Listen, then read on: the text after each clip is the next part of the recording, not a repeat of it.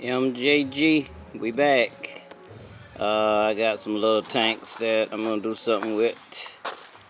I don't know what I'm gonna do with them. Well, I'm gonna cut them in half, and my mind telling me to leave the charcoal in the bottom, put charcoal pan in the bottom, and the grill right up on top of that. It's something like that little egg smoker they got. We'll see. It looks good in the inside, I tell you that. Like a regular pot.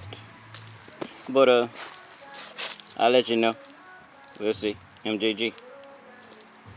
Y'all stay safe out there.